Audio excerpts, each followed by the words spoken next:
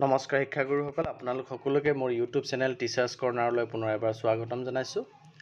আমি সকলো জ্ঞাত যে শিক্ষা হেতু এপৰ কাৰ্যক্ষমতাৰ ওপৰত বিভিন্ন পক্ষৰ পৰা পোৱা অভিযোগসমূহ চালিজাৰি চাই এই ক্ষেত্ৰত পৰামৰ্শ দিবলৈ এটি কমিটি শিক্ষা বিভাগৰ ফালৰ পৰা ইতিমধ্যে গঠন কৰি দিয়া হৈছে।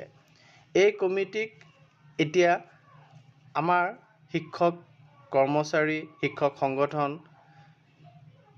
তেওঁলোকৰ ফালৰ পৰা যদি কিবা অভিযোগ বা পৰামৰ্শ আছে তেতিয়াহ'লে সেই অভিযোগ বা পৰামৰ্শ এই কমিটিৰ ওচৰত আমি দাখিল কৰিব লাগিব।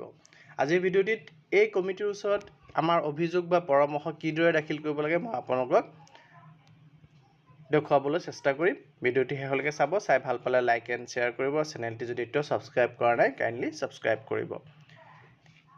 শিক্ষা হেতু এপ ব্যৱহাৰকাৰীসকল অৰ্থাৎ শিক্ষক সংগঠন, শিক্ষক কৰ্মচাৰী আৰু সমগ্ৰ শিক্ষা অসমৰ বিষয়া কৰ্মচাৰীসকলে এটা লিংক দিছে আমাক। সেই লিংকত বা এটা QR কোড দিছে।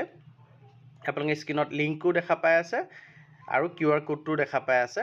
সেই QR কোড স্কেন কৰিও ছাপৰ্ট টিকেটৰ সুবিধাৰ জৰিয়তে তেওঁলোকৰ অভিযোগ বা পৰামৰ্শ দাখিল কৰিব পাৰিব। আপোনালোকে লিংকটোত গ'লে বা QR কোড দি স্কেন কৰিলে প্ৰথমে লগইন অপশ্যন পাব। লগইন অপশ্যনত যোৱাৰ পিছত আপোনালোকে ক্লিক অন ছাপৰ্ট টিকেট অপশ্যনটো পাব।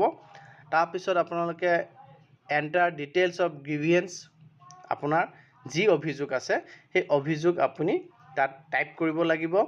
আপলোড প্ৰুফ, অভিযোগৰ পক্ষত যদি কিবা আপোনাৰ প্ৰমাণ আছে, সেই প্ৰমাণ কিবা স্ক্ৰীনশ্বট আছে, কিবা ফটো আছে, তেতিয়াহ'লে আপুনি সেইটো আপলোড কৰিব আৰু তাৰপিছত আপুনি ক্লিক অন ৰেইজ টিকেটত আপুনি ক্লিক কৰিব লাগিব। তেতিয়া আপোনাৰ টিকেট ৰেইজ হ'ব, অৰ্থাৎ আপোনাৰ অভিযোগ বা পৰামৰ্শটো ৰেইজ কৰা হ'ব। আৰু যিসকলে এই লিংকৰ জৰিয়তে বা এই QR কোডটোৰ জৰিয়তে অভিযোগ পৰামৰ্শ দাখিল কৰিবলৈ অসুবিধা পায় তেওঁলোকৰ কাৰণে এটা ইমেইল একাউণ্ট দি দিছে। সেই ইমেইলৰ জৰিয়তেও আমি অভিযোগ বা পৰামৰ্শ দাখিল কৰিব পাৰিম। ইমেইলটো হৈছে shikshasetu.complaint@gmail.com। এই ইমেইলৰ বিষয়বস্তু তালিকাযুক্ত হোৱাৰ লগতে ব্যৱহাৰকাৰী নাম ঠিকনা থাকিব লাগিব তথা 100 শব্দতকৈ অধিক হ'ব নেলাগিব। অভিযোগ আপুনি যি কমপ্লেইণ্টৰ বিষয়ে লিখিব তাত সেই লিখাটো 100 শব্দতকৈ কম হ'ব লাগিব, 100তকৈ বেছি শব্দ হ'ব নালাগিব আৰু আপোনাৰ নাম আৰু ঠিকনা তাত থাকিব লাগিব।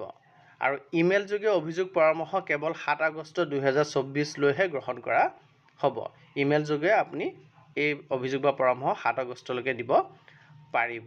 গতিকে আপোনালোকে তিনিটা প্ৰকাৰে আপোনালোকৰ অভিযোগ বা পৰামৰ্শ শিক্ষা হেতু এপৰ কাৰ্যক্ষমতাৰ ওপৰত আপোনালোকে দিব পাৰিব। প্ৰথম হ'ল আপোনালোকে এটা লিংক দিছে, সেই লিংকৰ জৰিয়তে আপোনালোকে লগইন কৰি পেলাই দিব পাৰিব, বা আপোনালোকে QR কোড এটা দিছে, QR কোডটো স্কেন কৰি পেলাইও আপোনালোকৰ যি গ্ৰিভিয়েঞ্চ আছে বা পৰামৰ্শ আছে আপোনালোকে অভিযোগ বা পৰামৰ্শ দাখিল কৰিব পাৰিব। আৰু দুইটাতে যদি আপোনালোকে অসুবিধা পায় তেতিয়াহ'লে এটা মেইল ID দিছে, সেই মেইল IDটো আপোনালোকে মেইল কৰি পেলাইও 7 আগষ্ট 2024 লৈকে আপোনালোকৰ অভিযোগ বা পৰামৰ্শ আপোনালোকে দিব পাৰিব। গতিকে আমাৰ শিক্ষক সমাজৰ শিক্ষকসকল কৰ্মচাৰীসকল যদি কিবা অসুবিধা আপোনালোকে সন্মুখীন হৈছে শিক্ষা হেতু এপ ব্যৱহাৰ কৰাৰ ক্ষেত্ৰত, তেতিয়াহ'লে আপোনালোকে আপোনালোকৰ অভিযোগ বা পৰামৰ্শ যদি কিবা আছে তেন্তে আপোনালোকে 7 আগষ্টৰ ভিতৰত সেয়া এই তিনিটা প্ৰক্ৰিয়াৰ জৰিয়তে আপোনালোকে দিবলৈ চেষ্টা কৰিব। ধন্যবাদ।